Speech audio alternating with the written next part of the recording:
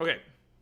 So before we start any sort of like playing some CrossWorlds and Crazy Taxi and all that kind of stuff, I've been meaning to want to talk about this trailer because number one, I think I really like the more I keep looking at Revival, because like Reload really didn't catch me or really got me interested in playing Reload. I just like, oh cool, Persona 3 remake. I guess it'll be fine, and I didn't really care for it. But with 4 Revival, like I think it is absolutely insane how like how was it how like real like how well done it is actually coming out to be, and it's legitimately surprising me. So hopefully we can get some audio in here. So, are Okay. you... For some godforsaken reason, I got sound settings. I bet you it's because it's my output's connected to something else. My output device on Oculus. Yeah, I got an Oculus. There you go. Let's see if this works. Hopefully nothing crashes. Oculus was taking that. Okay, yeah, that's a bit loud. All right, let's take a look at it. All right, so let's take a look at the new trailer for story trailer they released for Persona 4 Revival. So I kind of watched this trailer a little bit already. I'll let it play. I already kind of watched this trailer already, but the thing is, I watched it like on my phone at work, like just listening to it like this. So I didn't notice a few things, like for example, like of course we got like they're showing that they have all the golden content and all that sort of thing. So like that's really interesting, and like yeah, because it's a remake of Golden. But like even stuff like I'm trying to get that shot. Oh, I had it right there. Even stuff like seeing the seeing you and Shie in the theater, like even that's kind of cute. And there's like actual people there. Kind of reminds me of like in Persona 5 when you can go in theaters and stuff like that. 30 frame. But yeah. Something I did not notice on my first viewing, in this right here, because this is a remix of Omen. And I was genuinely like I was listening to it myself, and like I really think they actually did capture how creepy it was with just adding just a few more notes and stuff like that that make it like just a little bit like more remade and more full. Also, that's one thing I'm really excited for, is that not only is the shadow stuff gonna get new animated cutscenes, not only the shadow stuff's gonna be animated, but also the the shadow transformations, but also the TV, like when they're in the TV, because there were times in the original P4 where like where it would just be like you would have the model and it would just be like static, and then like they do like 1 or 2 animations, like, because it's PS2 2008, you got like an 150-hour RPG. But it's nice to see how much like not only just effort, but like how much thought and care they're really taking in for this remake. And I've already said a lot of this thing, but like when I get to see more, and before I continue, I think when I see more, and I think this might be the last one I watch. Go quote me on that, because I feel like I've seen enough to want to, because I want everything else. Like I've been seeing, I want everything else to kind of be a shocker to me, if you know what I mean. You look into a TV that's turned off. And even then, the English VO is still pretty good too. Someone else will appear on screen. There's Saki. Really? An urban legend. Not even a kid would believe something that stupid. Excuse me. Like, the crazy thing about P4, of course we know it as Atlus's Golden Boy, but like I think it's the funniest thing that they I feel like Atlus really went overdrive for this remake. It's kind of crazy. And I think we heard snippets of this I Face Myself, but I think this is the first time we're actually hearing it like continuous and full. And right here we got Paul Castro doing a fantastic Yosuke. I don't believe you. Cause like You're not me! that delivery right there, let's go back to it. Hopefully you can hear it. Let's maximize that so you can hear it. That delivery. Hopefully it might be a little loud there, so I apologize. Like that delivery of "You're not me." I'm like, that's freaking perfect. I wish we got "You can't be me, you son of a bitch," but that'd be kind of cool.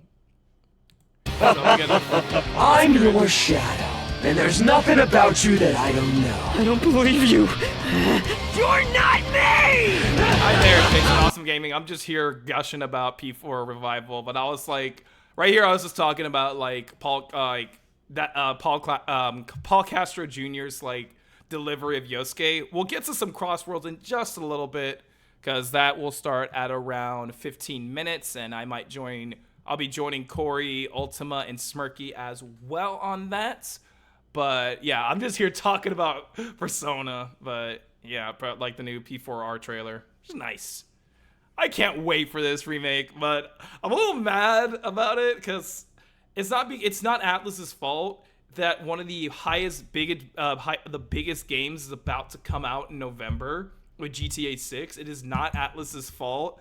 But like I feel like everything's getting pushed back because I feel like this was due for like a November release, but then GTA 6 is like, hey, we're dropping in November, so they had to like change it to delay it like a few months or so. But that gives them more time. But like from what we've seen, especially with all this, it feels like this is all finished. But yeah, I think November, December was probably the original release date for Persona 4 Revival, if I were to be completely honest. Like that was the original planned release date because the original came out around winter of 2008. I think it was winter 2008. I need to check. Or winter 2008 winter 2009. I think that was the original thing. But either way, while they're like having the golden content, like one thing I really just like about P4R is that like they're really adhering to how the original looked. And I feel like hopefully I will not get quoted in a Kroby Cat video or something, because when people like compare like, oh, they got this few things wrong and this wrong and this wrong, and I'm just like, honestly, I like Persona 4. I was gonna play it anyway. But still, I'm still surprised with what they do. But yeah, this let me take a look. Where's let's hear that I Face Myself battle version. I love the Persona Furies. Yeah, P4 and 5. Eyes call upon power within. No.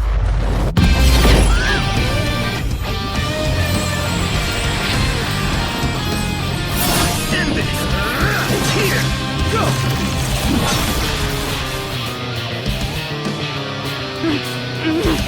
No! Like, you can hear in the instruments, right, like right there, you can kind of hear it in the instruments, like, that, like, yeah, some instruments are toned down a little bit, but they added more on top of that for I Face Myself. Like,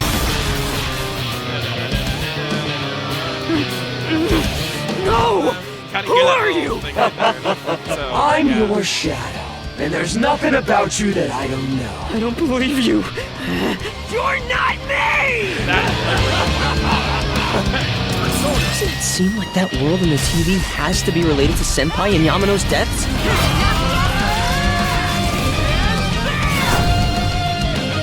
Are you saying people who appear on the TV die? Oh my god, Whatever's going on here, we're getting that guitar solo you hear at the end, listen to that. Who appear on the TV die? Whatever's going on here, we're getting to the bottom of it.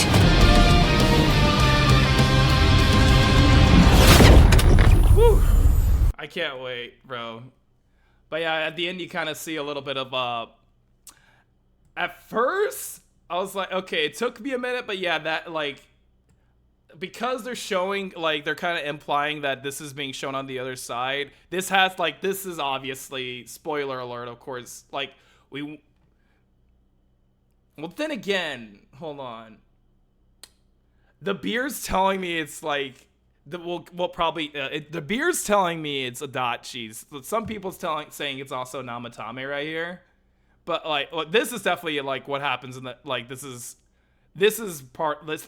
the beginning of the Namatame fight, like most likely when Kumino and Sagiri fight, like that animated cutscene right beforehand. Also, the animated cutscenes are being done by Mappa, which is really exciting. So there's that. But man, I'm excited, bro. Like, there's like, they gave us so little in this trailer, but I feel like I walked away with like, okay, you sold me on the game. I don't even have to, like, ever since the initial like reveal and like showcasing you, Yosuke, Chie, and Teddy and all of them, but like, yeah, I feel like I don't need to see no more, if that makes sense. Like, I don't need to see no more. I'm probably gonna end up watching their trailers, but I don't need to see no more. But yeah. Let me see. Let's see. Oh, hey! I just saw. I'm just looking at my YouTube chat from Ireland. Hi there. Hi there. I hope y'all are doing okay. By the way, how's Ireland? Please. I was a little shocked for a second. I'm just checking YouTube chat. I hope y'all are doing fantastic. Get yourself some rest. Are y'all worried about me? So I'm glad y'all stopped by. I appreciate it. But in about 10 minutes, I think I want to see if my peeps are ready to play. But yeah, I'm excited. I'm really excited for P4R. Gotta reach out to the truth. Cause like, hold on, where's the... Let me close that. Where's the other trailer? Cause like... Oh yeah, let's talk about this. Someone brought this up on Twitter. The most popular videos on Atlas's YouTube channel right now, like the most popular and most viewed videos, all of them are every single version of Persona 4. You have the opening movie for Persona 4 Golden, you have the opening movie for the original Persona 4, and then the initial reveal trailer, or the pre-order trailer for Revival, or like the initial full official reveal trailer, which is absolutely great. But hopefully I won't get copyright strike, but I think one of my things, I'm like, of course, it's nice to always get a game that you played in your youth remade, and for me, Persona 4 is a very special game to me, because I played it around the time in high school, and yes, it was a rated M game, and I did buy it with my own money. What I used to do, actually, I'll tell this story. So back when I was in cross country, when I would go out for long runs, and on the route of my long runs, there would usually be like a CVS.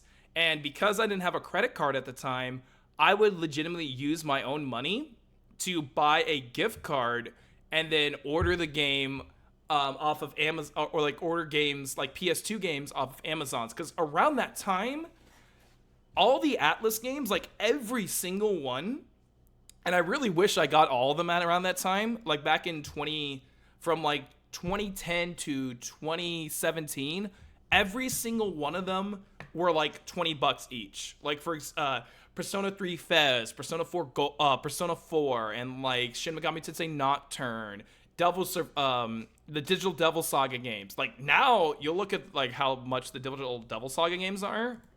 Like we can go on price charting.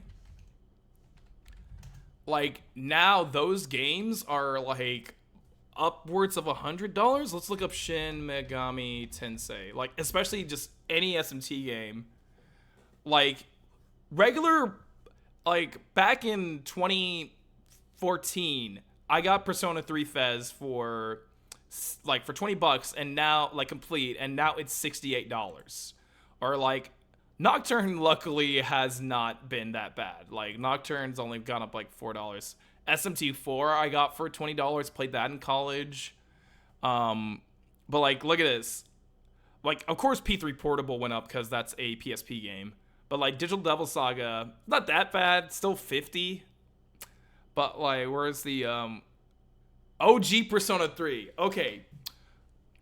I have this. I have a copy of Persona 3. I do have a copy of OG Persona 3. Hold on. Can I move it over? But like, yeah. But now it's like now complete in box is like $91. I got that for like 30. Like original Persona 3. And it's not the one with just the box that has like the art book and all that kind of stuff. I got that for like $30 back in like 2017-ish. Look at this. Soul Hackers. $10. I got that for $10. Now it's $60. Like, I bought a lot of games in my youth, and now they're like the ones I wish I actually did jump on were definitely the Raito games. The Raito games are like $80. But okay, I'm getting off topic. But like back in 2015, all of these games, like complete, and sometimes they even had their seal on them, were like $20 each. And yeah, it's this version I have. Like I have the limited edition. It comes with the art book, the soundtrack, and the Persona 3, and the art book, the soundtrack, and the slipcover. And I got that for $30, and I actually got my personal copy signed by Lotus Juice, which was the rapper for that game. But back to what I'm saying. Back to my story. What I used to do, track and field, cross country.